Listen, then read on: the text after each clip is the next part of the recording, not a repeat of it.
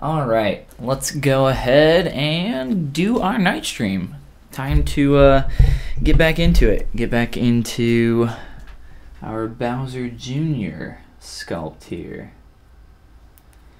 My throat's feeling a little better. So, no more... Haven't been coughing too much since this morning, so hopefully we're in the clear. But I haven't been talking that much since this morning either. But yeah, we're going to continue working on Bowser Jr. here. See what more we can get done. Since this morning, I've had a little bit of some extra time to work on this guy. We can go ahead and turn off all of our poly paint though real quick, just so we can look at him. For the most part, I did some changes to the head, some changes to the legs and feet, the hands as well. They're a little bit proportionally better. Still blocked out though, still separate meshes. On stream we made the changes to the shell in the back, as well as a ton of other changes. We got a lot done on the stream this morning. So if you guys missed a lot of that work, you can always check it out. It's uploaded on my YouTube channel. Just check out the Bowser Jr. Part 2 live stream, I believe is the last one. 1 and 2 are both up there. And then since then as well, I've just gone through and added on a little bit of poly paint. Just some block in. Excuse me. Just some block in here with the poly paint. So Skin Shade 4, MRGB add, and then just went through and sampled a few colors from our character here from Bowser Jr. So after doing that, just applied what I could find for the front view, and then what I couldn't for the back. Just looked up some pictures of Bowser Jr., Baby Bowser here, of his back to get an idea of the colors on his shell. Although we've been using this for our reference of the back of his shell, but this toy is, you know, the quality control here, at least on the paint side of things, sculpturally as well, not the best, but the paint could be a lot better there. So we're going for a little bit of a different style here than the typical Baby Bowser or Bowser Jr. But I'm having fun working on this guy, and hopefully you guys are too. Hopefully you've been able to learn a few things from this project, and we can kind of continue on with them here and make some more changes. I don't know what all I'm gonna do in terms of painting. I've been thinking about it a little bit, and we can kind of experiment here and there to try to figure out how much we want to actually do. But we can add in little subtle highlights, painting effects, some stuff that you see in here. And then for the body, there's a lot going on here, and we can try to replicate that a little bit. I think it's just the style kind of the artwork here, and we can attempt to do some of that, but for the most part, I think we're going to avoid too much of this kind of, I don't even know what you would compare that to. It's almost not pointillism, but I can't think of what it's called off the top of my head. But we'll try to avoid doing too much of that, and we'll see what we can come up with here for the rest of this. So I'm just using my standard brush with a very low RGB value. Essentially what that 14 or 12%, or 12 now for the RGB intensity is saying 14% of the brush's full strength. So we can use that to come through here and crash ZBrush. That's not a big deal. It's going to quick save for us and give us a recovery file. So we'll load that back up. It just happens. It's just the way ZBrush is. I hadn't been messing with the file in a while, and then I came back to it after I let it sit. So every once in a while that'll happen. But no worries. We got our quick save out right as it crashed. It's going to tell us that. And then you're going to have a few recovered files in here. Here's our Mercy sculpt from a couple days ago. if you guys saw that at all. And then what we want to do is not grab the recovered document, but either the recovered ZPR, which is the project, or the recovered tool. I don't want the project because that's going to have a bunch of other garbage in it that we don't need. I'm just going to grab the tool here, this bottom one. So after grabbing that, open back up a few things here and set up my brushes. And we can go ahead and import our image back in so we can work on this guy. So BOWSER Junior references and just grab that image.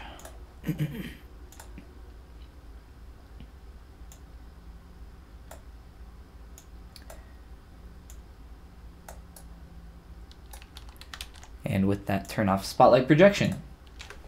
All right. So let's see here. Looking back at our nose,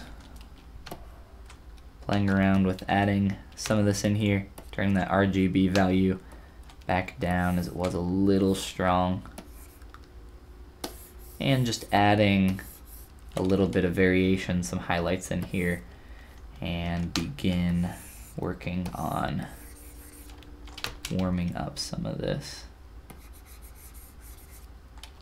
And maybe even lower that RGB value even more if you're having some trouble with making that a little too strong, which up here I think it might be.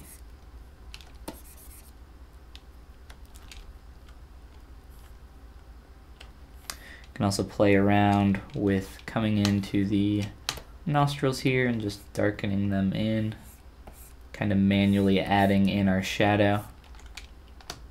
Similar technique for what you would do if you were just, I mean, this is technically hand painting, but it's not the exact same style that you would see from, this isn't the exact same style you would see from like your typical hand painted model.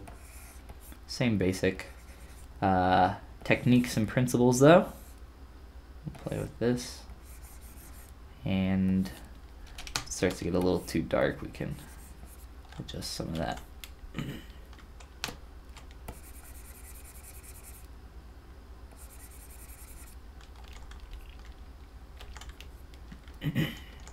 Same with our dome up here. We can start to sample some additional colors, a little bit darker greens here, and try to bring those into different parts of the head. I also want to add a little bit of a brow in here. That was one thing I was thinking about that I haven't had the opportunity to add in. And the way I think I'm going to do that, at least for the time being, is probably just grab a low poly cube and manually add in this shape.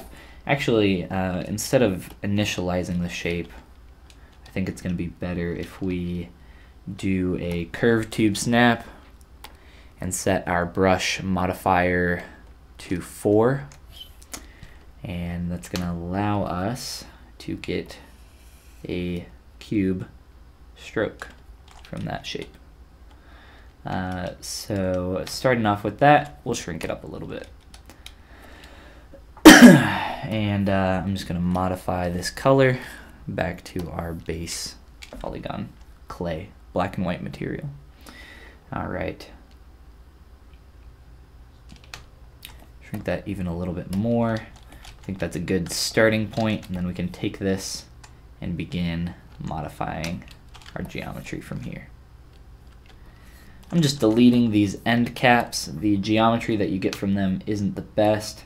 I don't like those end points. I prefer to just have quads in my geometry, so that's what I'm trying to get here real quick.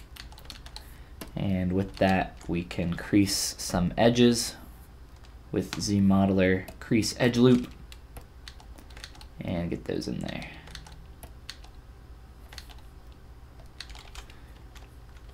All right, 1 second here.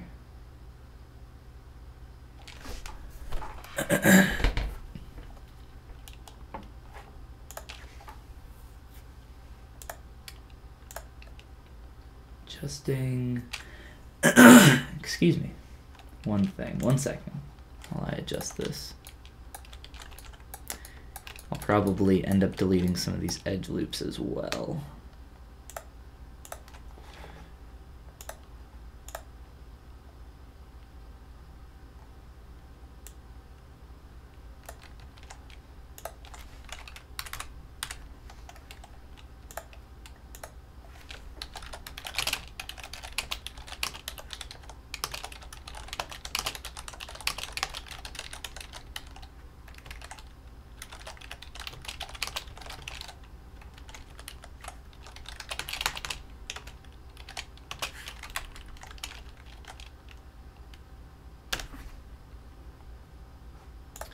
All right,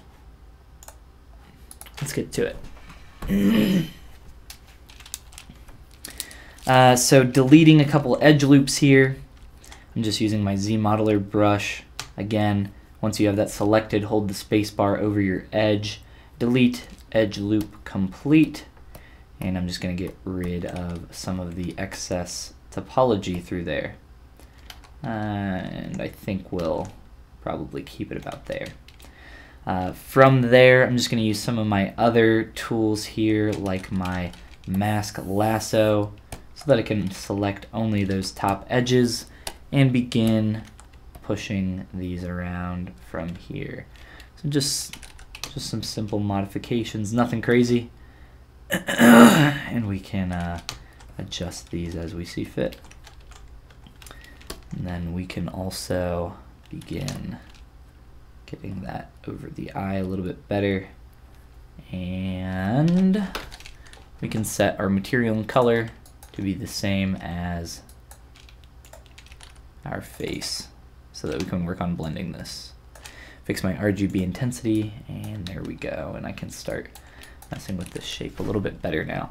I am just turning on my dynamic smooth here. That's the D key and Shift D, or you can come down here into your geometry palette, so tool, geometry, dynamic subdivision, and toggle that on and mess with a few settings in there.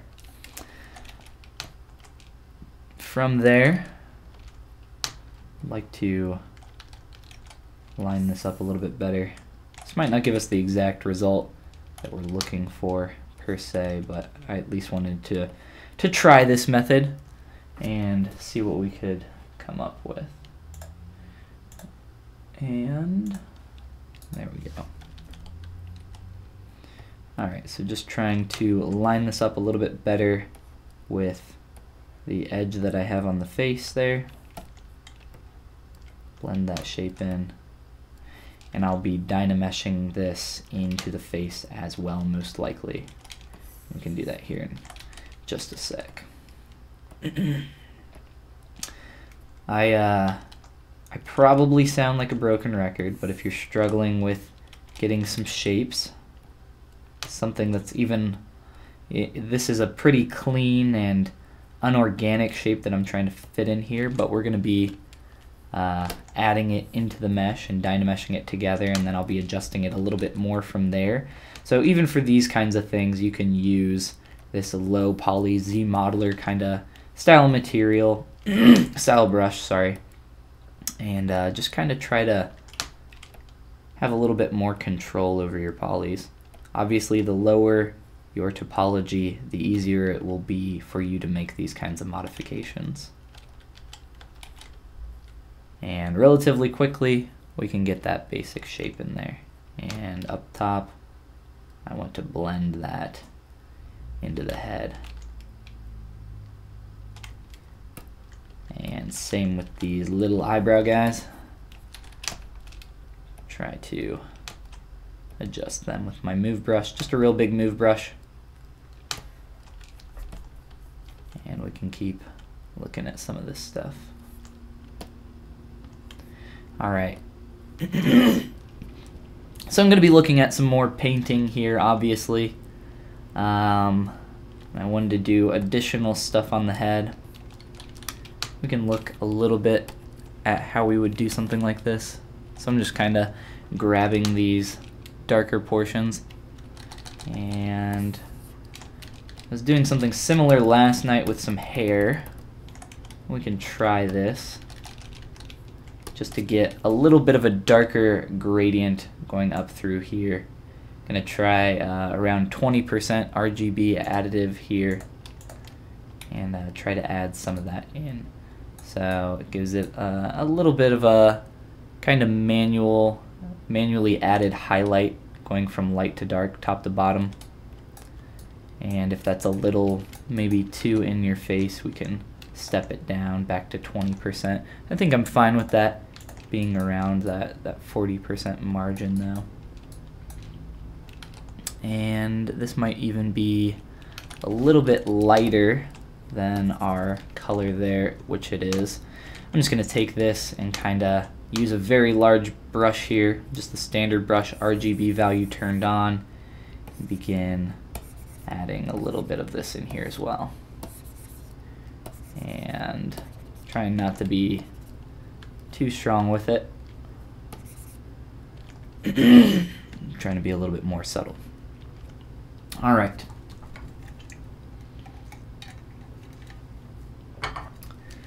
A few of these hair strands as well.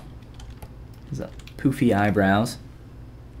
And try to sample a little bit of a lighter color and bring this up into the top portion. Get a little bit of that faked highlight in there.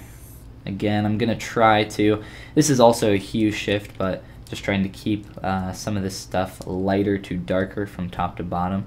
I'll try to just create a simple mask through here, pull that up, and step it on down and blur that out. And with that, we can go ahead and just do a fill object and see what that's giving us. And I think the mask is blurred a little too much one direction there. So to remedy that, and just try and take that the other way as well.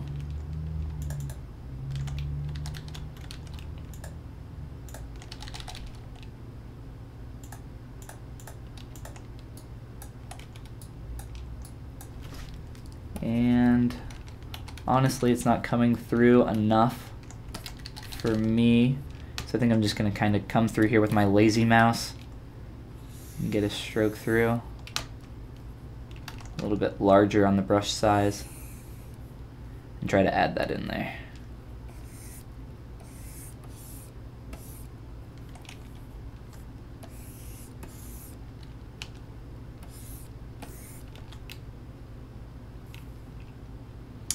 And we can attempt to do the same thing up top for this ponytail, this beautiful ponytail.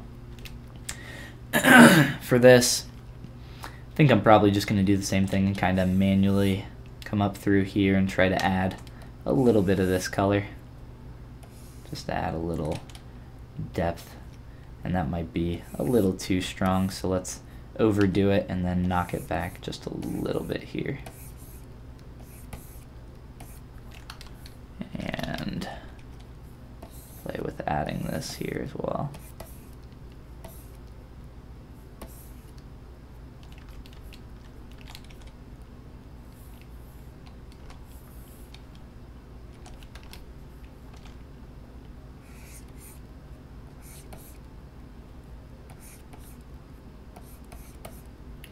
So just trying to get a few of these different colors in here, and trying to be careful to not make it look too obvious, but that's why we're using that very low RGB intensity value.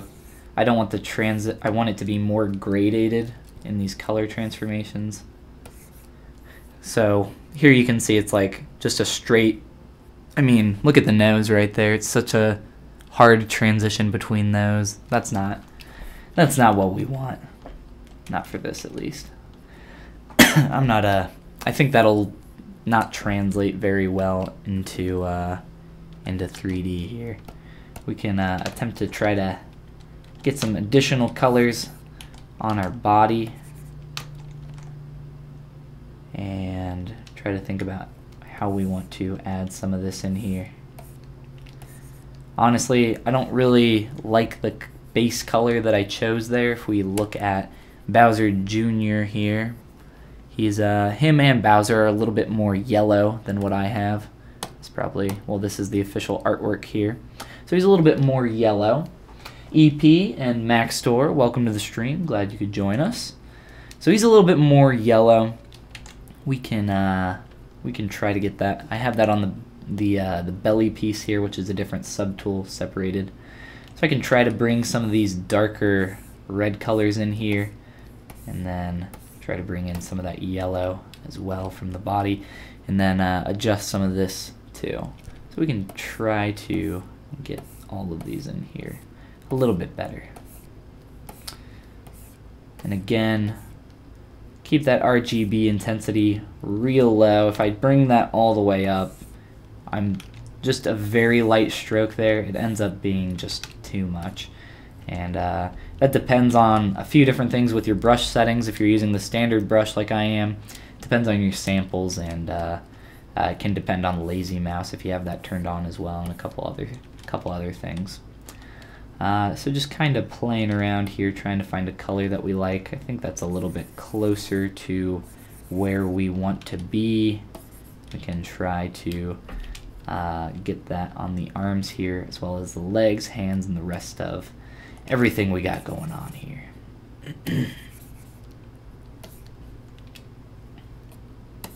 So adding in some additional colors. I think looking at the nose now, I think I was a little bit more happy with the light that we had before going on. I think we want to be a little bit more subtle with the rosy nose. I think we maybe took this a little too far in some areas, and that's okay. That's not the end of the world. We can always go back. I don't recommend when you're painting like this to do too many undos and step back like that. I think it's just kind of easier to paint back over, and you have a little bit more chance for essentially happy accidents in your paint job to come through, especially if you're working with that low intensity there. It's very helpful. A little bit too rosy on the cheeks, I think. For the shell back here, it wasn't too hard to get the colors that we got going on. This is essentially all a single subtool. For these guys though, luckily I still had my poly groups, so with that I was able to mask those off and make some different selections. So if I undo, step back down in my subdivs, you can see here that even if you don't have your poly groups, you could still kind of manually come through here and hide some geometry to make that a little bit easier to apply those blocked out colors. EP asks, how often do you live stream? This week we're doing twice a day, so a morning live stream and a night live stream. Typically we do the night live stream around 7:30. We started a little bit early tonight though, so that's not a big deal. But live streaming this week, at least for the time being, twice a day, roughly 2 to 3 hours for each stream. Just kind of depends on the day and how much time I have available. But glad to have you with us. Glad you could pop in and hang out. If you have any questions or anything about my process that you're curious about, let me know, and I will do my best to answer some of those. Looking at the back portion of the shell here, we can go ahead and start adding into some of that gradation here as well. So let's kind of try to mask off some of this. Get in here, soften our mask, and go through with a fill object. RGB intensity on about 9, so we'll add in a few different clicks there just to get in there. Kind of try to mess with this a little bit as well. Now it's a little hard to see. I don't know if you guys can see what's going on here, but you can see these little lines of color kind of coming up through here. And even over here you can see that stair stepping. It's very, very light, but it is here. See this line? You guys might not be able to see it. We don't want that. We definitely don't want that. You can get that from a few different things. Mainly what's going to cause it though is attempting to add poly paint on a lower subdivision level. That's one good way to get that. So I think I'm just going to stay at the highest subdiv and add in our paint here. Just add a few strokes manually. So essentially what happens if you're poly painting on your mesh, the lower subdivision levels, for whatever reason, there's a few different problems with that. Another thing that can happen very often is while you're poly painting on those lower subdivision levels, you'll step back up through, and then all the materials that you applied, it'll typically happen pretty spottily. You'll have spots of materials that have lost the material assigned to them, and it can be really frustrating and annoying when you're trying to go through on a character and get your painting done for that to keep happening. So just be aware of that. I would recommend doing all your poly painting at your highest subdivision level unless you are just more aware of the situations that can occur there, and you're not too upset with going back and redoing all those changes. But I know most of the time for me, I don't like to worry about them too much, so I'll just kind of come through here and take care of them rather quickly on this high subdiv, so I don't have to worry about doing anything 2 or 3 times over, which we all love to do everything multiple times in ZBrush as much as we can. I'm just kind of going through here on the cracks, adding a little bit of manual shadow, and after I'm finished doing that, come back through and clean up some of these less clean strokes, I guess we can call them. I'm just using the lazy mouse feature here to come through and add these in. Even though it's at like 9%, like I said, that lazy mouse, at a 10% RGB intensity, that color's coming through pretty strong. And that's because my lazy step is set to 0.01. That means that it's applying paint to my surface pretty frequently. I like to keep that value pretty high for sculptural stuff and for paint as well. You just need to turn your RGB intensity down pretty low. The reason I keep that so high is so that I can get a lot of samples done onto my surface, so that I can actually get a consistent clean stroke for whatever I am attempting to sculpt or paint here. So after going through that rather quickly, come on back through, lazy mouse. Actually, I might keep that on a little bit here and try to clean up some of these other areas just a wee bit. We don't need lazy mouse, I don't think.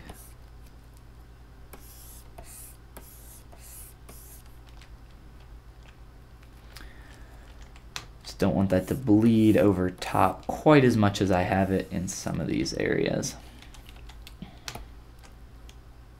And I'm fine with the darkness that's coming around the lower portion, or the outer ring of the shell there, so that's not a big issue.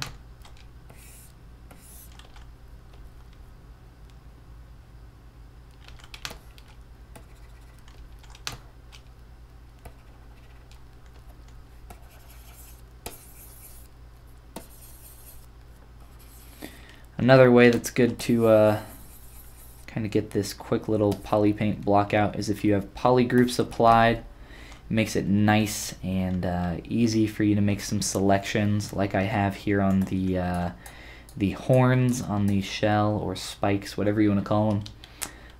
It also makes it pretty easy for applying gradients, like I was talking about earlier. I have removed most of the poly groups, the additional poly groups that I had on these spikes previously, but maybe we can find another instance where we can apply something like that, so I can show you what I'm talking about. If you guys were in the stream a couple days ago, we were doing some stuff with hair with Mercy. If you guys were there for that stream. If not, and you're interested in some more painting tips, especially for stylized human characters or stylized female characters, you can check out that live stream. It's uploaded onto my YouTube channel. I believe it is the second to last Mercy live stream that we did there, which should just be part 2. I think we only did 2 parts and then like a rendering video as well. So check that out if you're interested in that, and we can keep going on here. Again, I don't know if I'm super happy with this shape. Let's go ahead and just solo mode just these 2 objects so that I can adjust them a little bit easier. I'm going to duplicate our low poly piece there, and I'm going to try to Dynamesh this in here and make some adjustments if I can.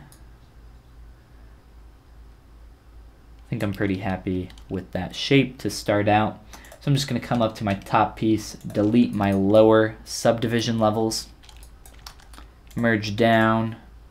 Once those are a single mesh here, I can Dynamesh them together. And we'll just do around 700 or 800 here, should be fine. And then we can go back up through and reproject those details. So let's go ahead and Dynamesh that.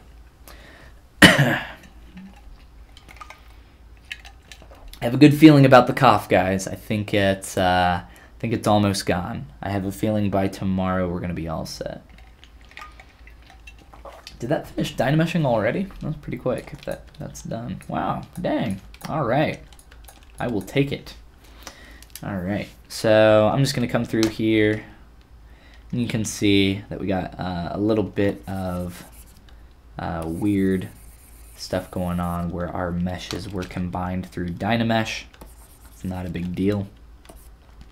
Another thing to keep in mind if you're using Dynamesh with stuff that has poly paint on it, like we do here, Dynamesh can only remember one of 2 things between polypaint and poly groups, which is why we don't have a poly group for this piece that we just added in here.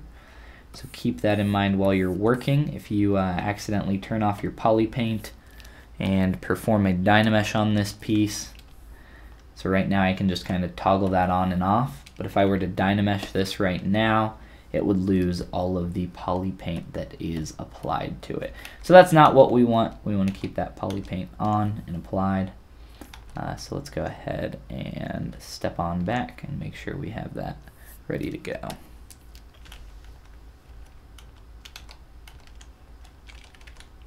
Also, when you Dynamesh, your object will not remember the material that is applied to it. So you want to go ahead and apply that material back on there. For this case, it is Skin Shade 4.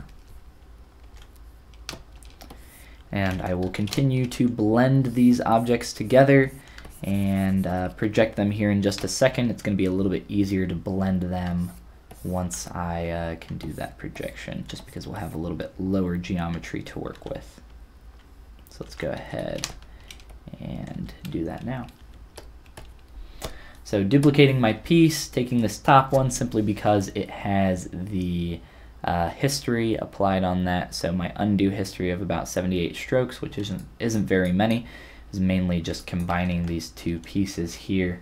We can go ahead and Z-remesh. We're just going to do around 1K polys. I think that should be plenty for our purposes here. So let's go ahead and Z-remesh. Let that do its thing. Go ahead and calculate, and then we can go ahead and project on up.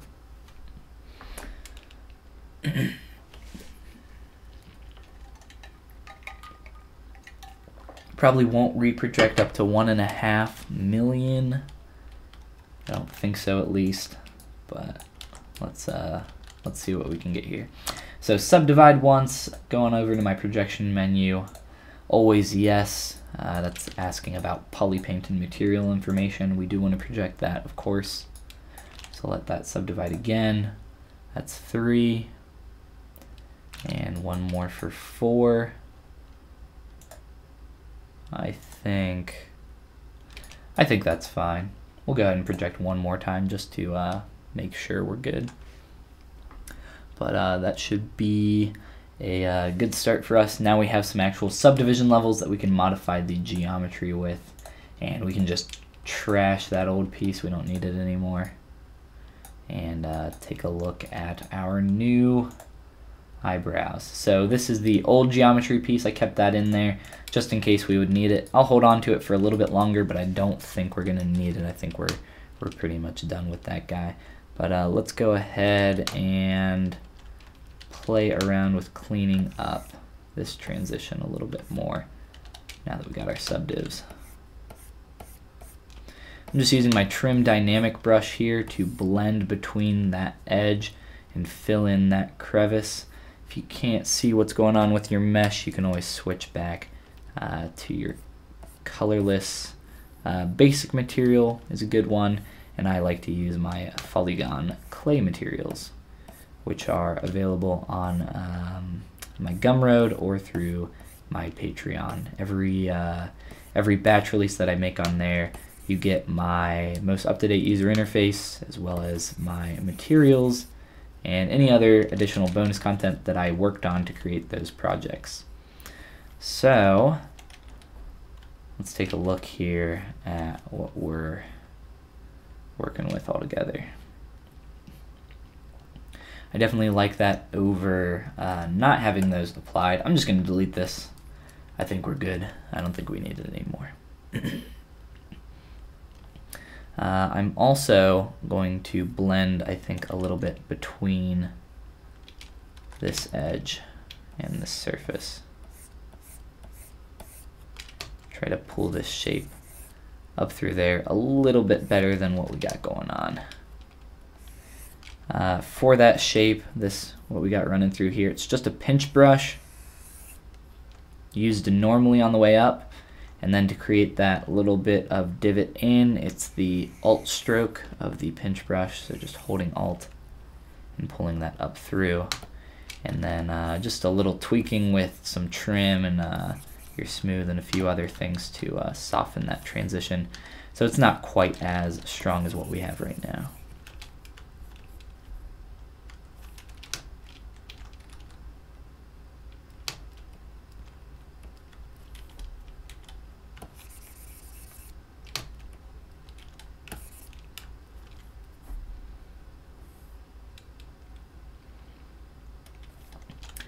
And I'm not positive, but I might play around with just removing this part of the transition.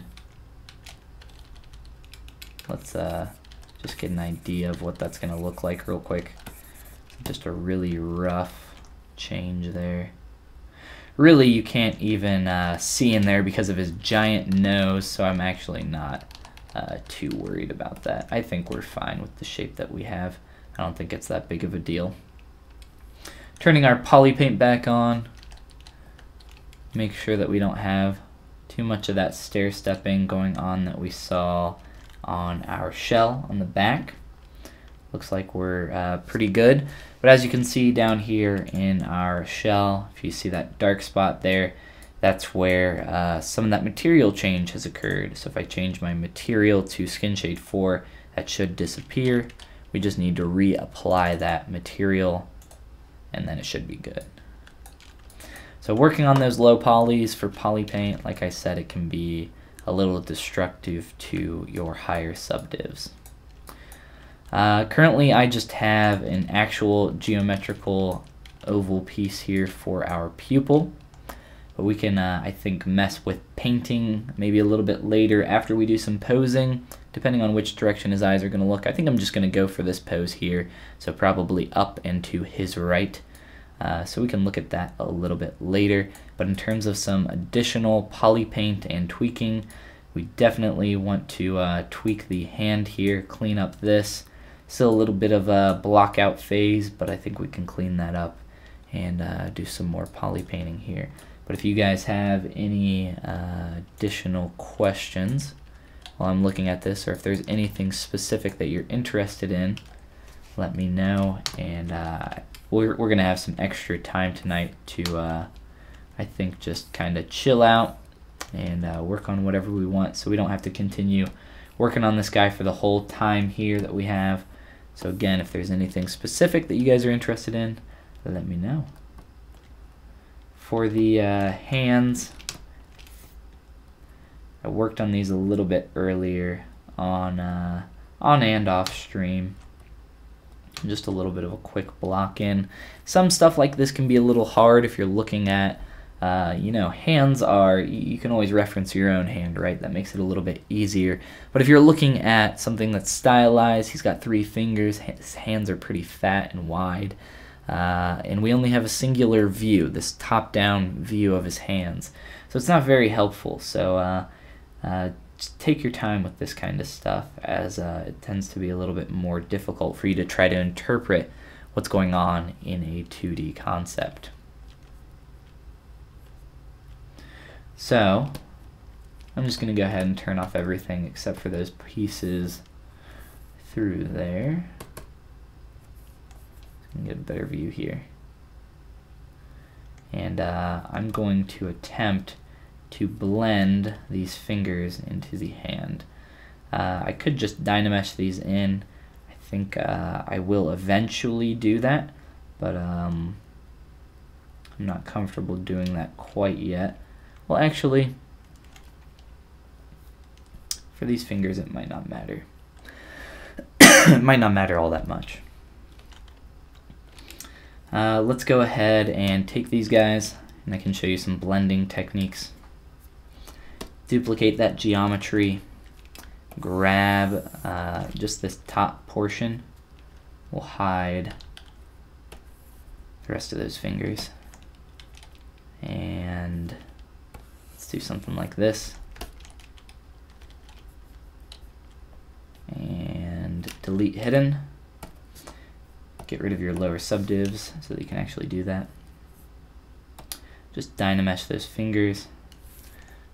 Of course, Dynamesh loses your material. It's not a big deal. And I'm going to take my hand piece and combine it with this geometry. So merge down, okay, it's fine. And Dynamesh.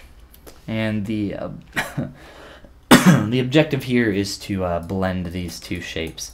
So even though I have separated geometry for the fingers, I should be able to blend that pretty well through there. So Dynamesh 500, let's see, that should be fine for our resolution. And then again, like what I was doing up on the face for those eyebrows, just using a little bit of that trim dynamic brush and some smooth to come through here, and try to blend these a little bit better.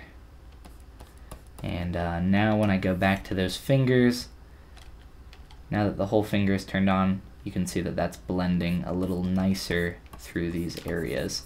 And it doesn't look like it's quite so split up. And that's going to make it nice and easy for us to combine that geometry later. We won't have to do quite as much blending at that point. So a little bit of trim, a little bit of smooth, being careful because smooth can be very destructive. Maybe even some clay. Tubes brush in there. Try to build those shapes out.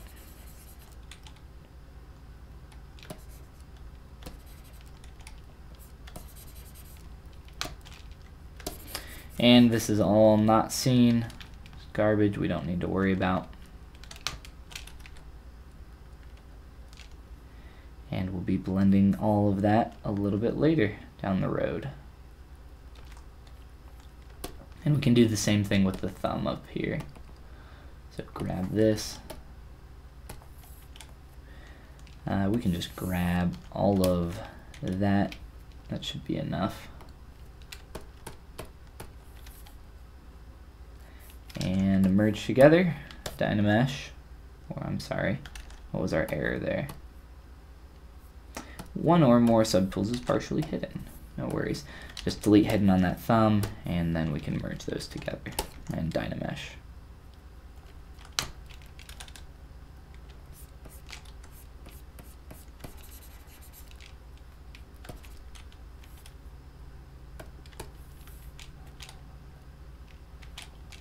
Awesome.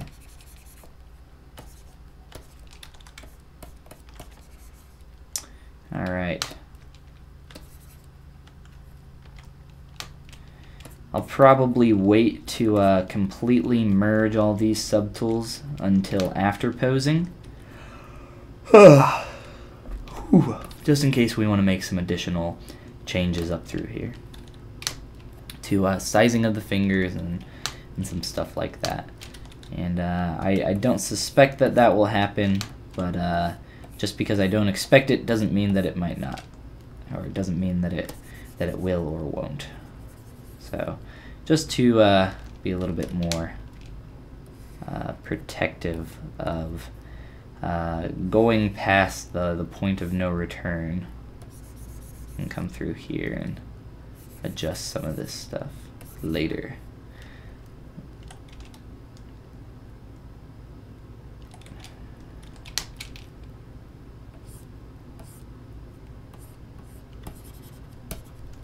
Alright, some additional cleanup, and then we can look at some more painting.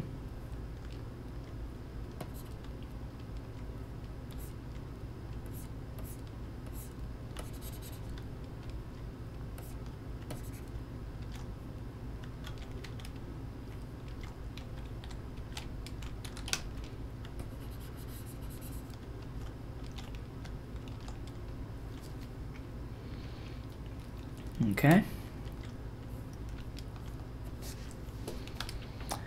Again, for the paint job on the body, what we got going on up here, it's a little different than what we want to go for. The speckled kind of, it's not even consistent really, but yeah, I don't think that's going to, again, translate well into our 3D character. So let's try to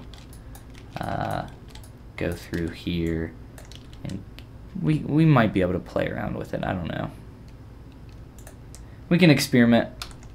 We have time. So let me go ahead and polygroup these toes. And we can look at some painting here on the body.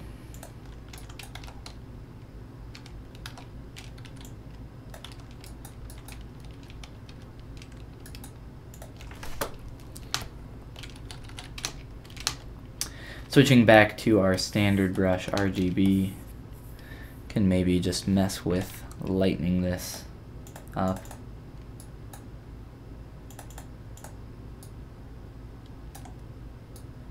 Trying to just get a little bit closer. I want to keep it, you know, consistent with our concept, but also our color scheme is a little janked up. Just a wee bit.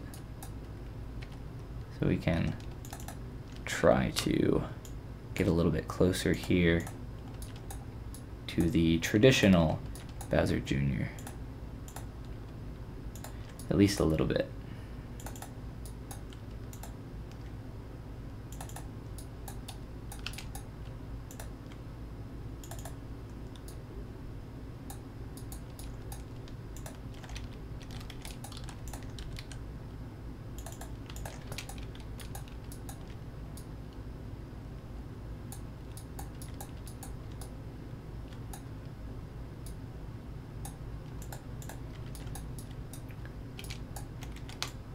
I want to adjust the curl of the lip here just a little bit. I think it's just sticking out and protruding a little too much. It becomes a little bit too visible from certain views.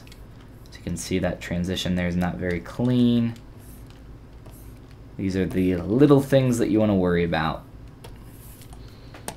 if you're trying to sculpt a stylized character and you want it to be clean, especially if you're making something that's going to be professionally you know, turned into a toy or collectible at some point.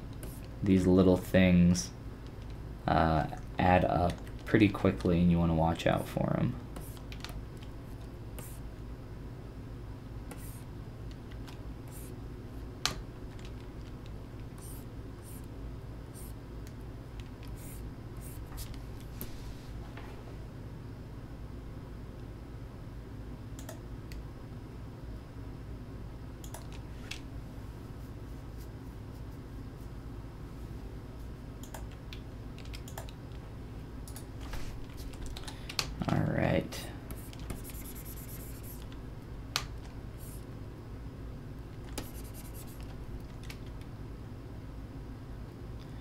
much better. And I think just a little bit of pinch to kind of fix what we had going on there.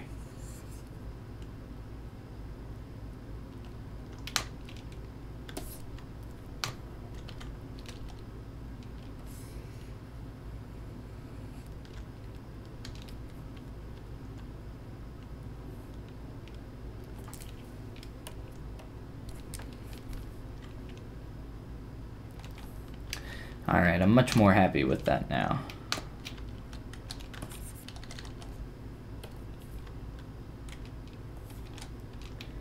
And again, sometimes your materials can get a little bit jacked up while you're doing stuff like that. So just be aware of that stuff and go back through and make changes if needed. My one fatal flaw was not grabbing some tea before this stream. Normally I have my honey tea to help in the coughing, but I was feeling good, and that was my hubris. I should have known better. Should have known that the coughing demons would have came. It's always at night when it gets the worst. But this morning wasn't too bad, so I don't know. Fingers crossed that it goes away here soon.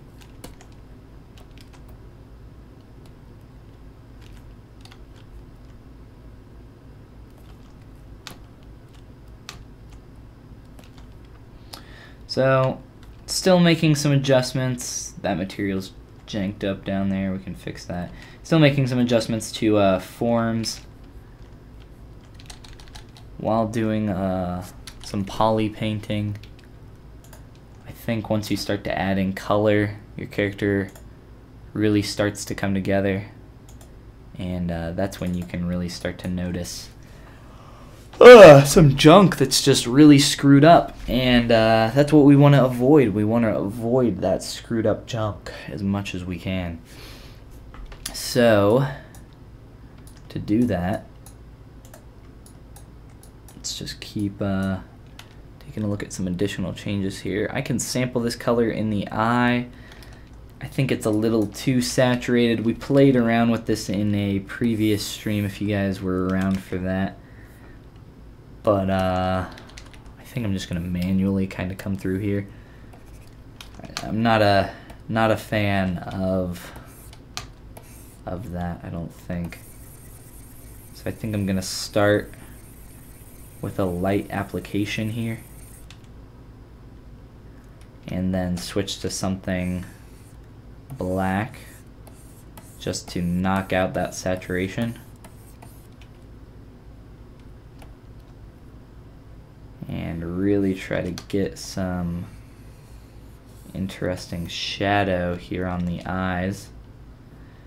I think it goes a little too far already. Let's turn off our janky pupil we got going on.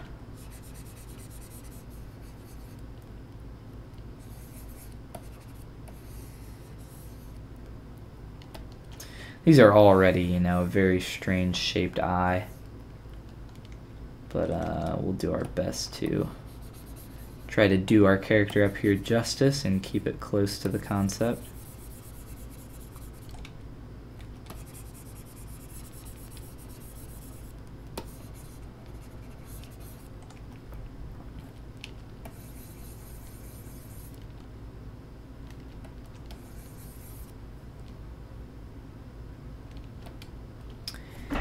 Another thing we can do, and I haven't experimented with this on this guy too much, but we can also manually add in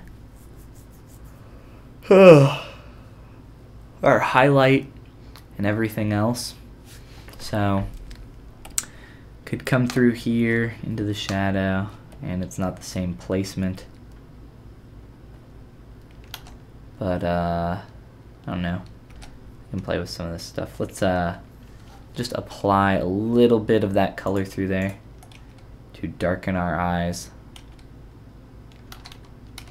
so they're not quite so pure white, and you'll be able to see a highlight much easier then. And it's a little bit like of an oval shape up through there. I don't know if it captures very well in this material though. I like using the toy plastic material for eyes most of the time on stylized human characters where the eye shape is pretty standard, you know, round. But in this case, it's a little different. I don't know. I think I'm just gonna leave that for the time being, and then play with it more once we get to that pose. And well, actually, screw it. Let's try to play with it a little bit now.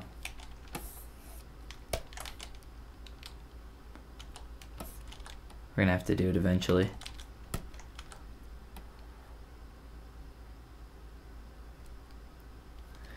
So let's hide a few things here. I think these eyes are gonna help our character come alive a little bit better.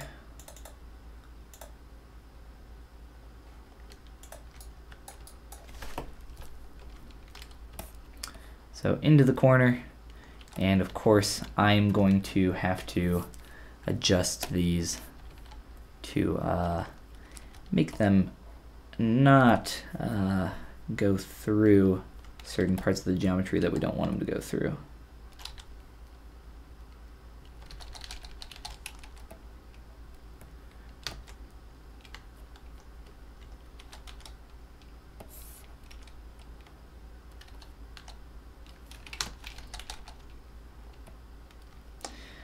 I recommend you use this method here where you actually create geometry for the pupil.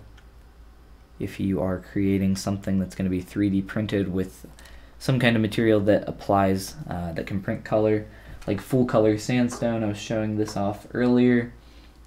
This is a full color sandstone 3D print from Shapeways.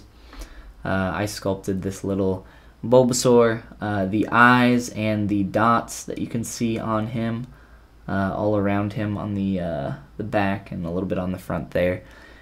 So the eyes and those dots, they are actual raised up geometry. If you rub your finger over it, you can barely tell. Honestly, you almost can't tell that that it's like raised up there because it's so slight. It's something like this. And your objective there with doing something like that is to help the color apply through that area. And depending on what you're doing and how big your piece is that you're trying to print through full color sandstone, something like this gradient that I have in the eye might not come through very well. But if I have separate geometry here and then for the pupil, it's going to come through a lot better. It's going to be a little bit more distinct. So that's my recommendation for using this method here. But I think there's some stylistic appeal that you can get from this method. I've used it for other sculpts in the past as well. If you guys saw my Goofy sculpt, I did like a quick little Goofy bust on, I think it's on my Instagram somewhere. Quick scroll down, we can find him. There he is. So for him, I had additional geometry for the pupils there. And what I did there was I just duplicated the eyeball underneath and then pulled the pupil through. And with ovals or with spheres, it makes it a little bit easier to get that perfect spherical or ovoid, in this case, shape. So our eyes underneath here, they are not ovoid and they're not spherical. So we're going to have to kind of come through manually and make these changes. So it makes it a little tougher on us, but it's nothing we can't handle and come through here and make these changes.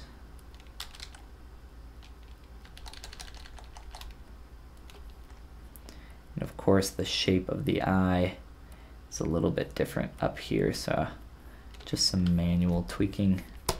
I'll do it back here as well.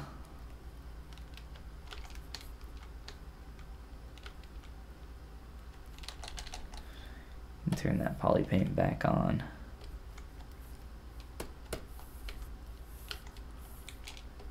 And not move this one quite as much.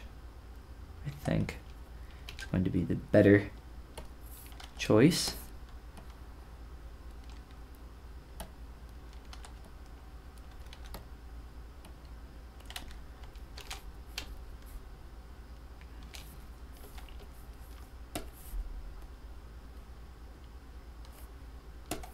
A little bit more, I think, in.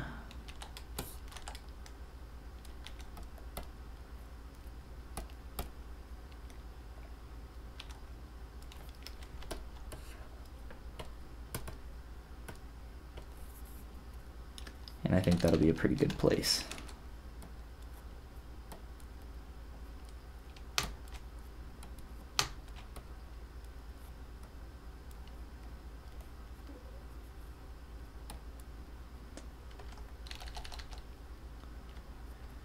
And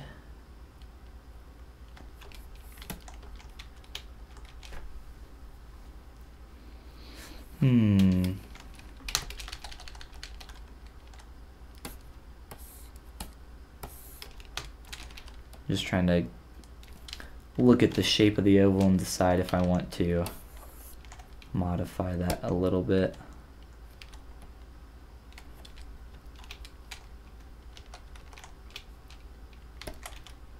I think it's fine.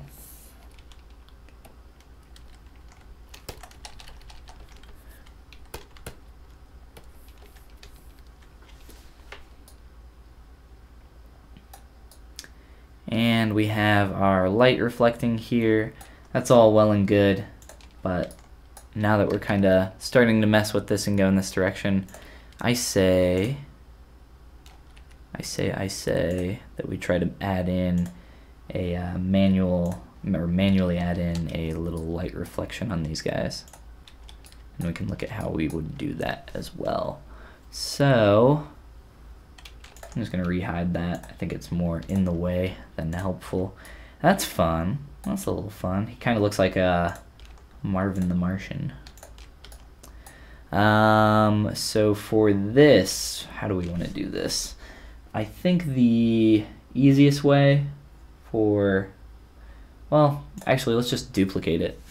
Let's just duplicate and apply that white color. We'll do MRGB.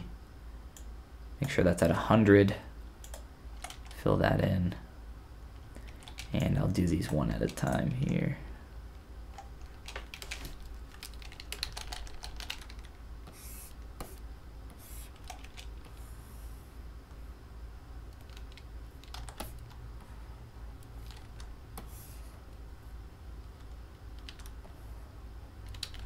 I'm using my transpose tool there to rotate and make some changes. There is, of course, the new 3D Gizmo tool that I could use to rotate and make some changes that way. I'm just more of a fan of the transpose tool since I've been using it for so long. It's a little bit easier for me to make these kind of changes more quickly with this kind of thing here. So with that said, I've already, rotated that into position. With the 3D Gizmo, you have to recenter your tool and click around. I'm sure I could do it just as quick if I played around with it more. I think there's just a little bit more power and definitely some different new functionality, or not new functionality, but more functionality in the transpose tool that you can do a little bit more quicker. Stuff like this. Just adding some squash. A little bit more universally there.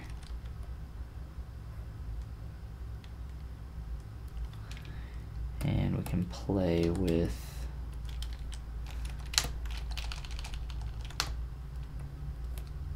squeezing and pinching in that side a little bit.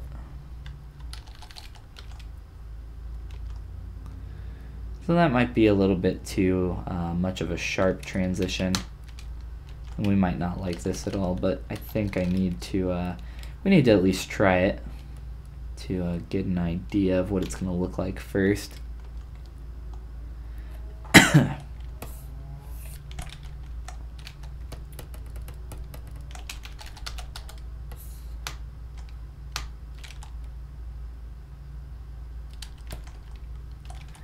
And over here, try to do the exact same thing.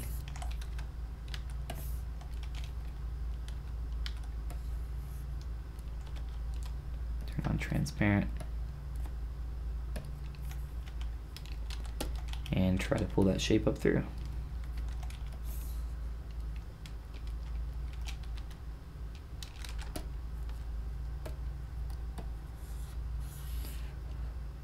Let's just go ahead and solo mode everything off except for our eyes.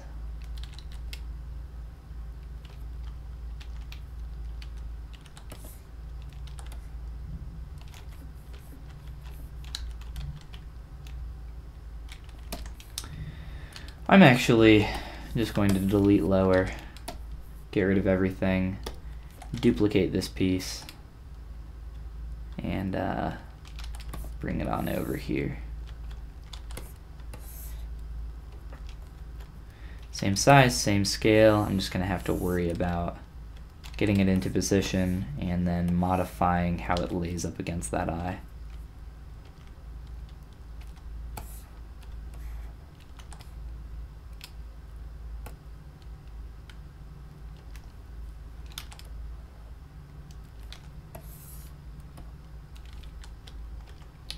And then of course I can come back down through here and reconstruct my subdivs, and I can do that up here on this tool as well.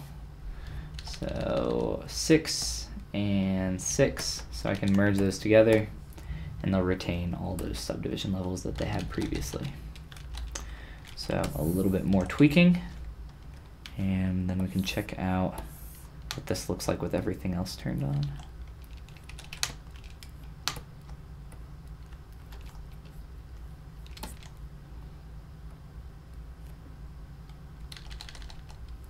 If it looks like junk, not a big deal, because it didn't really take that much time to do. Again, they have these like really sharp transitions on them. So one thing that we can do with these is we can grab our eyes here, our pupils, and take that piece and make it into a subtractive piece. Turn on live boolean and subtract it from the pupil, but where's our actual eye? If we move this below that piece, it won't subtract from there anymore. So you can always do something like that, and that's a pretty classic style there. What we do want to do is probably make it a little bit more exaggerated. Pull that up through a little bit more. Very Mickey Mousey.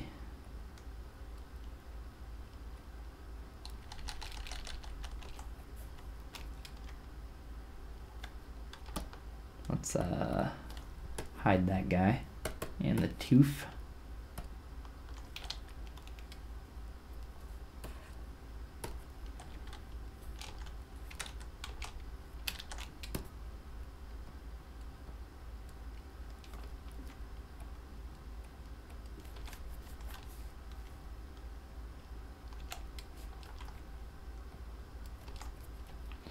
All right, I think I definitely like that a lot more than what we were working with before. And then with the eyes, I can adjust the shadow on those. I did like the glassiness that we get from the toy plastic material, but I think I'm equally, you know, happy with what we're kind of getting out of here. Just want to take back that shadow coming down here a little bit more. I think it's just a little too strong. And I can actually do that universally with just a fill object. It's gonna maybe lighten it a little more than I want towards the top. Still want that shadow, just maybe not quite as pronounced as what we have going on.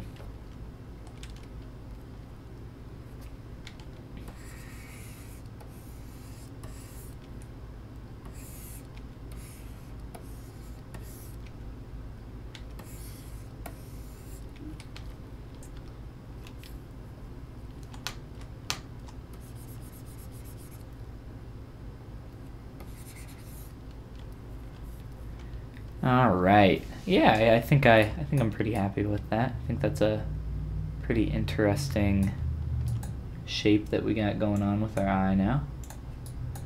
Might move this one up just a tad. Grab our transpose tool and slide up. Make sure we mask off the other one. Don't want to move that one too.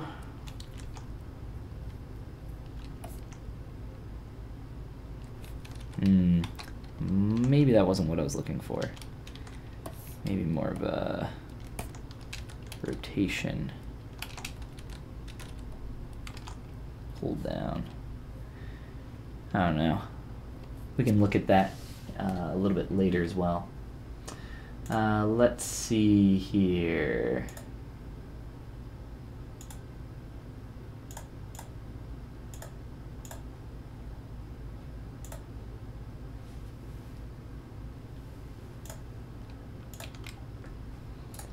All right. By the way, for people watching and for some of the people that have not been here before, if you're not a part of the ZBrush Discord community channel, let's see here, grab this. Go ahead and, well, I guess the easiest way for you guys to join that is going to be if you go to my YouTube channel, which you're probably either watching on YouTube or Twitch right now. Head on over to my About page and go to ZBrush Discord channel. This is the invitation link. Click on that and you'll be invited to join the ZBrush Discord channel. There's about 11 or 1,200 people in there now, so it's been growing pretty steadily every day. In there, it's a great group of people. You can ask questions, share your work, ask for critique, post about some challenges, or all sorts of new stuff. So if you want to keep up on ZBrush and you want to be just involved in the community a little bit, I think that's a great place to kind of get your start. I want to go ahead and save this guy out. Just make sure we save our progress while I'm going here. And all right. I'm digging it. I'm digging the eyes a lot more now. I think just adding in even that sideways glance is giving our character, well, a lot more character. As well as adding in some of these shadows in different areas. I can kind of exaggerate that in between these pieces as well. I can just grab a black color and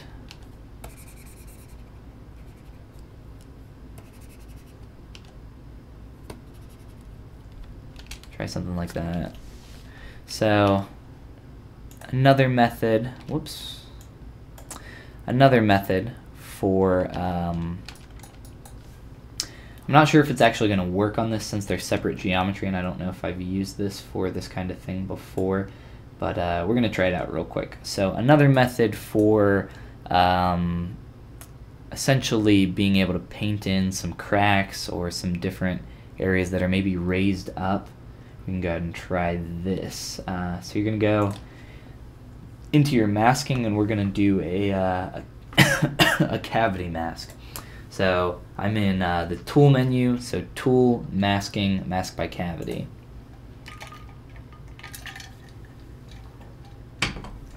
And like I said, I don't know if it's going to work on separate geometry. You can see here, placed a mask back there.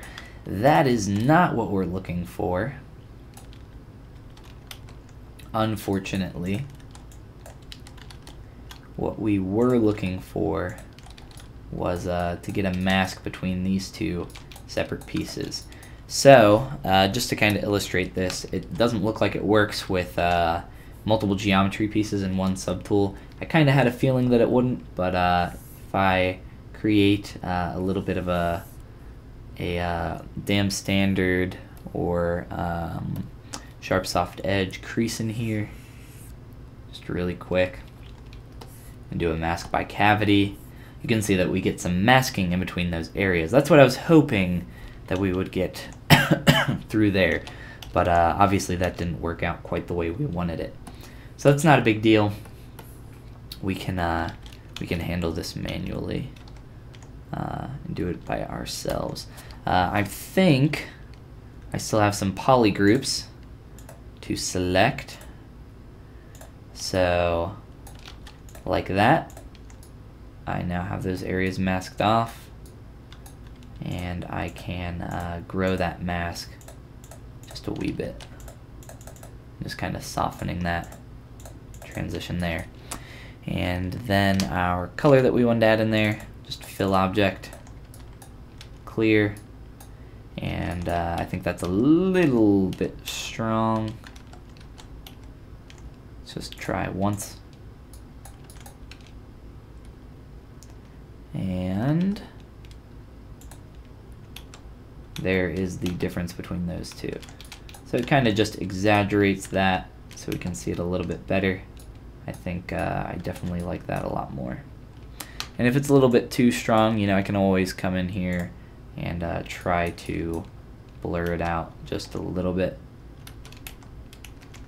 And I think that's a good place to call it there.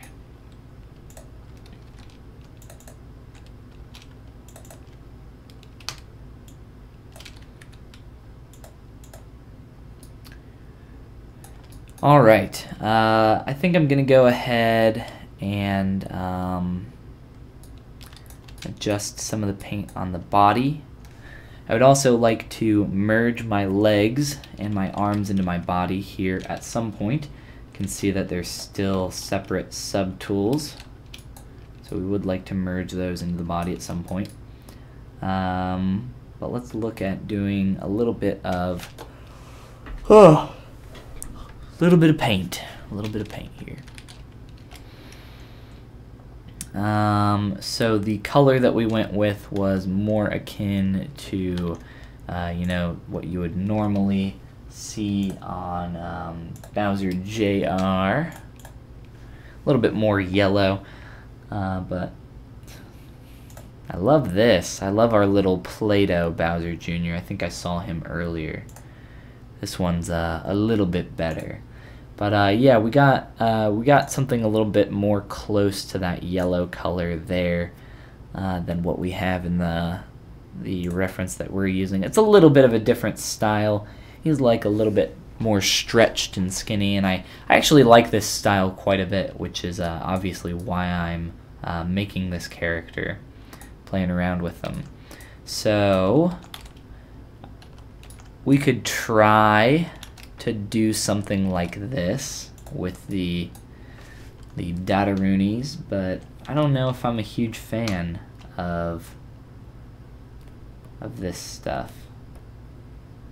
And then coming through and kind of, again, I can't remember the word, but coming through and adding these different points. If you're not familiar with gosh, for some reason the word is escaping me, but I can show you a quick way to get this kind of technique as well. So Color Spray Alpha 07, and come through here, and as you can see, you kind of get these little dots in here. Increasing my subdivision levels and getting some more geometry would make this a little bit more obvious. Again, though, I'm not really feeling the old Dataroonies, so we can play with doing just some freehand painting on here and maybe darkening up some different areas, maybe doing a little bit of gradation.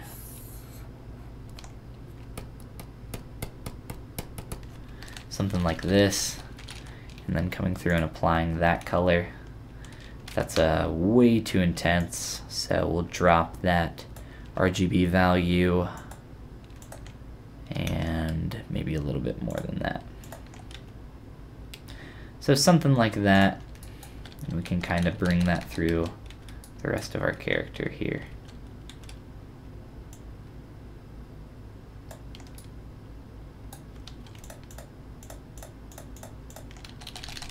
And again, you want to be on your highest subdivision level when you do something like this.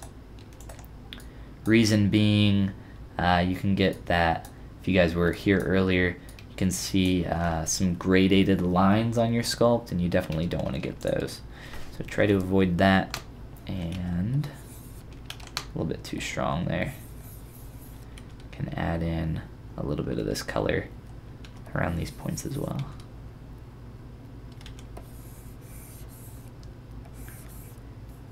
And no worries if it's a little bit too strong, you can always knock it back down.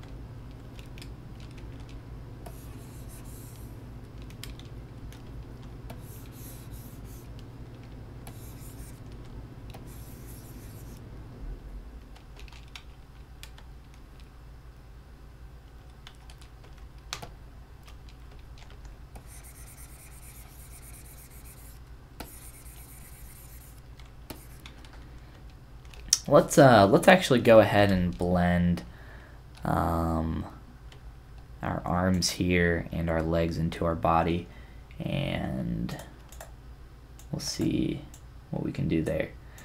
I want to be a little bit careful here. I'm thinking about the pose for the arms is going to be fine. Those are going to blend and be totally okay. A little bit of a chicken suit here, but for the legs,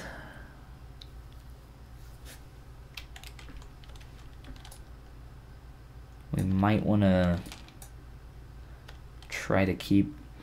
See, you can't keep the poly groups with the poly paint. It's the only issue that I'm kind of worried about right now. So I might wait to blend the legs into the body, hold off on those, just to make it a little bit easier for posing. Screw it. We'll just go ahead and do it. I don't think it's going to be that big of an issue.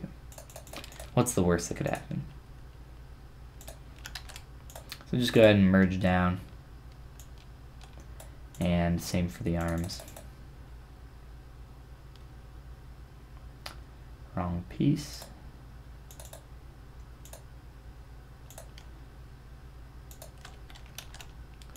Merge down.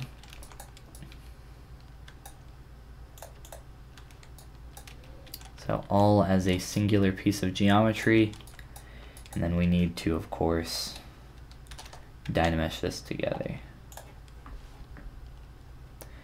and reapply our material. So Dynamesh around 700 or 800. We'll see how many polys we get with that. 3 million. That's going to be plenty, I think. And we can come through here and start softening some of this transition. But obviously the best way to really do this is going to be to reproject and get some geometry that's actually workable so we can blend these shapes. So let's go ahead and do that next. Duplicate and ZBrush at, we'll say 5,000, around 5,000. It'll be closer to 10 though, just because we have symmetry turned on. And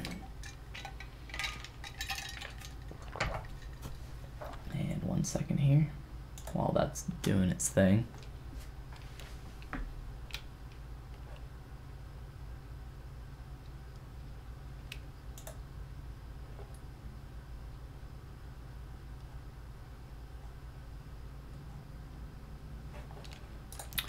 All right, I'm just going to run a close holes operation in polygroup all visible. And I'm just doing that so that when I project here, if I have any holes in the mesh, it's going to cause a lot of problems for me down the road. So just quick close holes operation typically just to be safe. Project all, get that color up through there. Project all, subdivide, project all, subdivide, project all. And we can do one more, or actually we'll just subdivide. These are pretty simple primitive shapes. I don't think we need another projection. I think we're good there. As long as we captured this crease pretty well, which we did. So I think we're good to go ahead and start blending that shape a little bit better. So with your smooth brush, by default here, you can see that RGB is turned on. If you look up here, you can see it as well. So Z add and RGB. That's going to smooth out some colors as well as geometry. In this case, I think I'm just going to leave it on, but a lot of the time I tend to turn it off if I'm working with poly paint and my smooth brush at the same time. So just kind of coming through here, using that trim dynamic brush again, blending some of these different areas, and using my smooth brush too.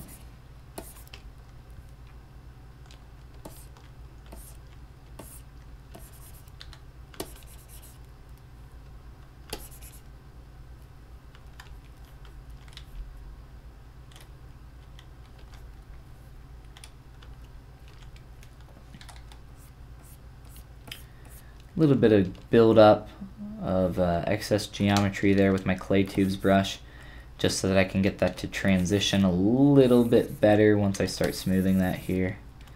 You can see some of that kind of taking effect. If you can't get exactly what you're looking for, you can always come in and just kind of tweak it a little bit with your move brush. And of course, just trying to be gentle with that transition. So trying to keep a little bit of that crease under the armpit, but then blend it up top a little bit better, which we have accomplished, I think, pretty well.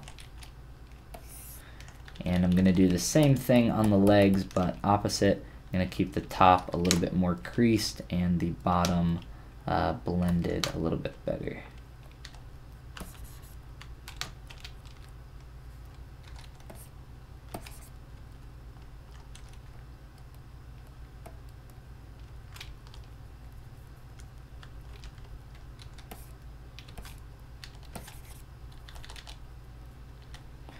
And making those changes on the lower subdivs, it might be a little hard for you guys to see, but we got some colors kind of screwing up pretty bad there, so I'll probably have to come through there, which is another reason why I keep that RGB off on the smooth brush. Alion says, how can you add color? It just kind of depends on a lot of different methods, but the main quick way is to just come up here and turn on RGB on your brush, and then you can just come through and paint on your model. So that's how we're adding our poly paint currently. And you can also do a couple other things, like I have this image over here, and if I turned on spotlight projection, let's see here, and we'll turn down the opacity.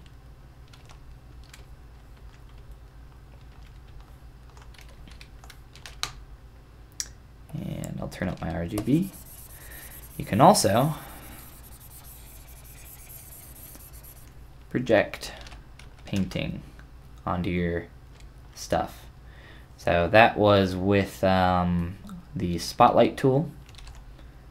And typically I just use spotlight for reference images. But obviously we can use it to project some different stuff onto our models. So you can use that for like t-shirt designs on a model, or tattoos, or even just for if you have like a face maybe you want to project some paint onto.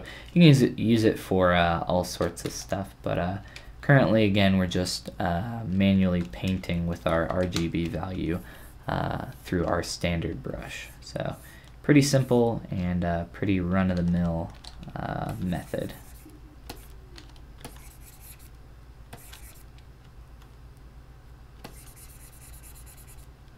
And I forgot to turn symmetry back on. Let's step back.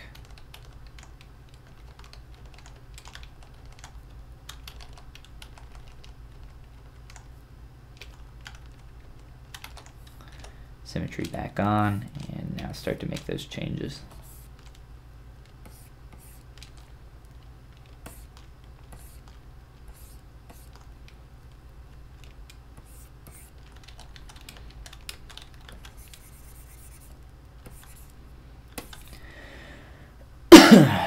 And of course, we want to blend a lot of this as best as we can. That color transition there is pretty terrible. Let me turn off that just so I can see the sculptural form and adjust that first. It's a little bit hard to tell what's going on with my surface with the colors there. So just so I can see this real quick, and then we can go back and mess with our colors a little bit more.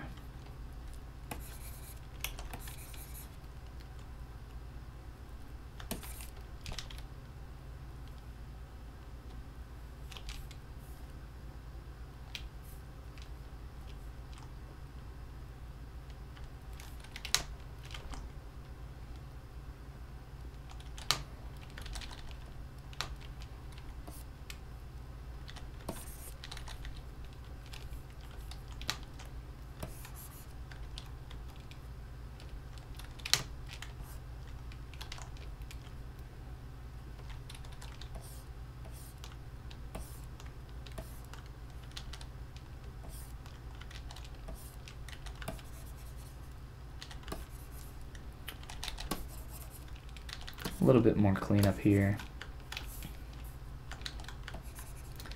Just pinched a little bit too strong too.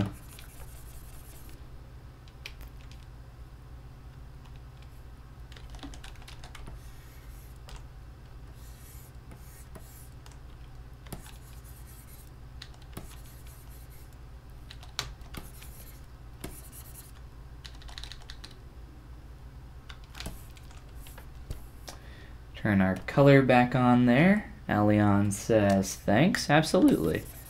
Glad you could join us on the stream tonight. Everyone is missing tonight, but that's not a big deal. We can still get a lot of good work done.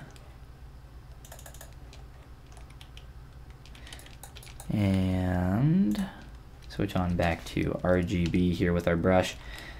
Can see all that weird junk going on there. We don't want any of that.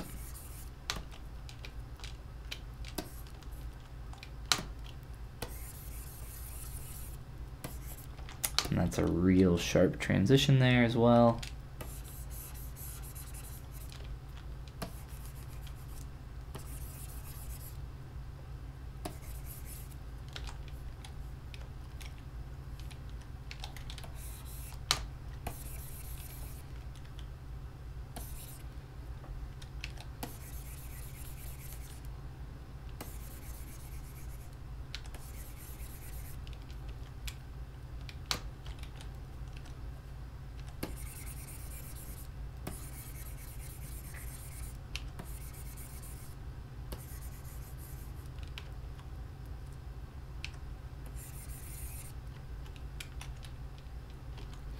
Get in there, get in there.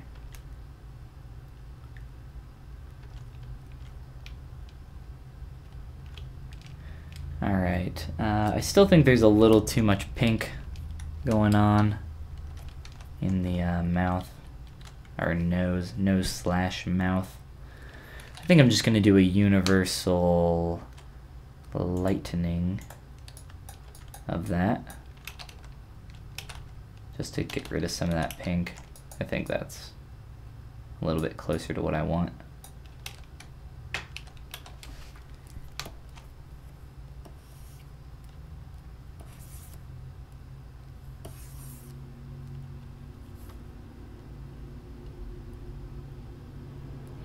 Cool, cool.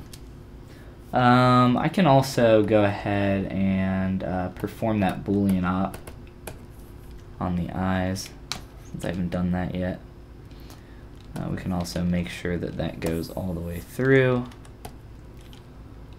Just lengthen that. Not what we wanted. We'll just leave it, that's fine. So come down into Boolean, make Boolean mesh, and here we have those as solid pieces. I can also apply that black color all the way through.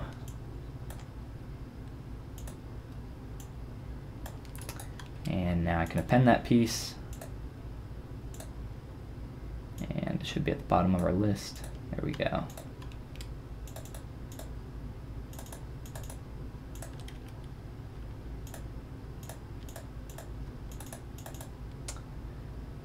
Alion asks, do you have an ArtStation? Or do you ArtStation? I do ArtStation, yes. If you go to artstation.com / I think it's just /Follygon. You can go on there and check out the model from our last live stream. Or if you're interested in watching that content on here, you can check that out.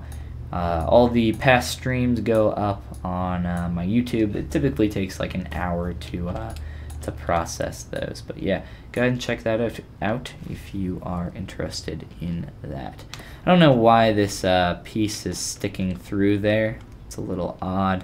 It's not a big deal though. We can just kind of do a quick little subtraction and push that in. And then I can get rid of my extra pieces of geometry for the eyes, which are currently just that live Boolean taking effect. So if I turn off live Boolean, you can see how that geometry is actually affecting the eye there. But again, because I have this set to subtraction, it'll subtract from that larger eye there. So let's see, can turn those back off and just use the actual geometry. I want to keep live Boolean off most of the time unless I'm like specifically doing something with it, just because you get some weird stuff going on when you turn on polyframe, and I'm just not a big fan of keeping that on all the time. I've also noticed that we can get some other strange errors, and I want to try to avoid those as much as possible. Alright, I'm going to do a little bit more tweaking and then bounce out of here for the night, give my throat a little bit of rest, but I want to show you guys just a little tip, since it seems like we have a bunch of new people in here tonight joining us on the stream. So some quick render options, as well as some tips for critiquing your own work. But if you want to get your work critiqued by other people, again, go to my YouTube channel, go to my About page, and join the ZBrush Discord channel. From there, you can pop your work in the Share Your Work folder here, or channel, sorry.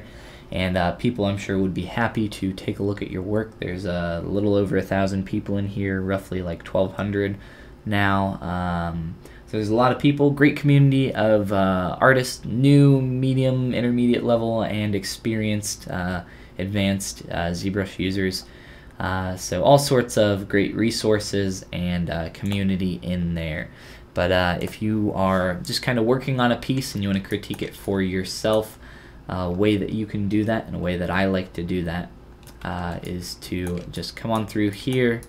And of course, you know, when everybody uses ZBrush for the first time, they accidentally place their model on their canvas a billion times, but we're going to do it on purpose here. And I'm just using Shift S to do this, to drop my model to my canvas. And he's not posed right now, and I'll be doing this more as I pose the character and do some of that, but we can just kind of plop him around, make a little move, plop him, and even do one upside down if we want. I also recommend shifting your light if you're going to do something like this to critique your own work. So I just took a little quick print screenshot there. Open up a new document in Photoshop or Paint, whatever the heck you're using to edit your image, and just go ahead and flip your canvas. Now, of course, like I said, we don't have this character posed right now. This is typically something I would do after I pose the character, flipping the canvas, that is. And then I can just kind of select this real quick, crop out, make a new layer, and come through here and kind of self-critique my own work. I also recommend, if you're going to try to do something like this, that you open, after you get your document set up and you're ready to maybe critique your own work a little bit, I recommend that you kind of step away for maybe 30 minutes or more, and then come back and kind of try to look at it with fresh eyes. And also the image is flipped for you now, so it's kind of like looking at it for the first time. So some things that maybe just kind of stand out to me compared to our reference. From the 3/4 view, I would like to maybe try to get a little bit better flow between the body and head, simply because he doesn't have much of a neck. A couple other things, I want to try to blend a little bit better between the arms and the body, and the legs and the body on this guy. A few other things that are kind of sticking out to me immediately. The shape of the eyes, I think I kind of want to change those a little bit. I'm definitely going to add some asymmetry in there with the pose. If we go back and look at our sculpt here, a little bit more eyebrow raised on his right eye, so maybe that's something we can try to incorporate into our sculpt. And it looks like maybe we're getting some weird shadows in these areas that I would like to take a look at as well. So this is just, again, like I said, a great way for you to kind of quickly self-critique your work and maybe notice some things that you didn't notice before. So those are some few things that kind of popped out to me immediately when I did that. Let's look at that last one that I noted, the weird shadows that we're getting from this transition. So this shape is slightly intentional because you can see it a little bit in there, but let's go ahead and try to get rid of as much of that shadow as we can, with still kind of keeping that shape. So Control W just to convert our mask into a poly group, and then kind of hide all that junk that we don't want to look at. And these are fun. I didn't know those were in here. And those that geometry is actually not connected to this geometry, from what I can tell. We can look at deleting that as well here shortly. So just some trim dynamic to kind of help clean this up so it's not such a drastic transition. And hopefully we can get rid of some of that shadowing going on, and also maybe build up the surface towards that lower portion as it dips in.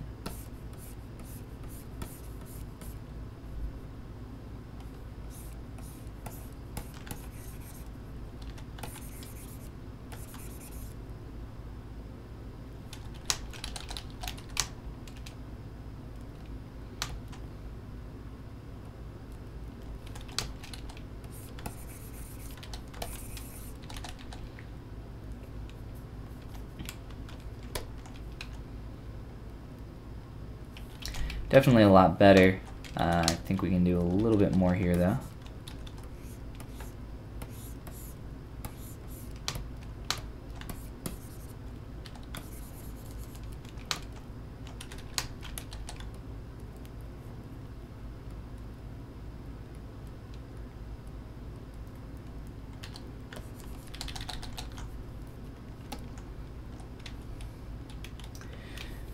And turn that back on. Let's see here.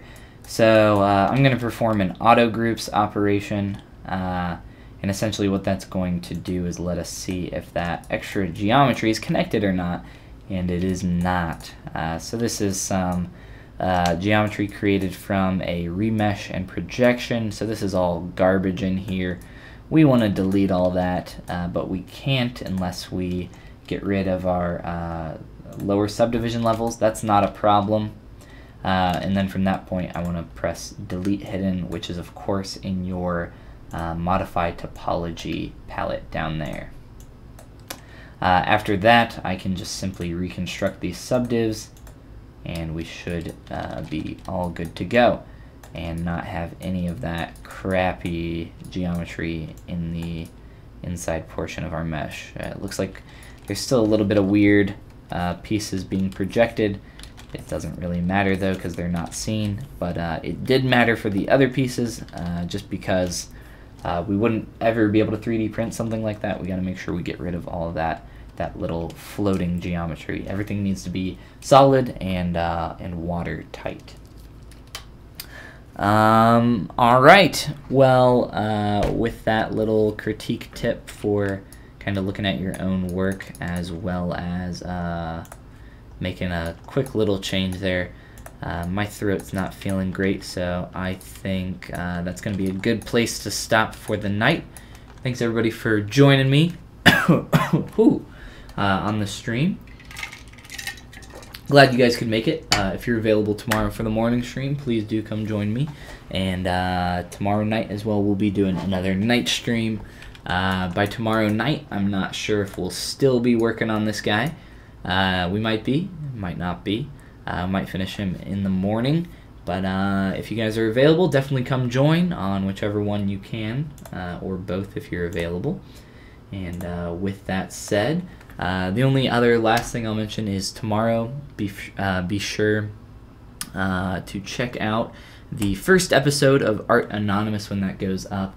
A little bit of a experiment audio project that a friend of mine who is a traditional sculptor is working on with me, and that'll be up sometime tomorrow, probably in the middle of the day. So be on the lookout for that, and hope to see you guys in the next stream again. Thanks for coming in, and I'll see you guys later.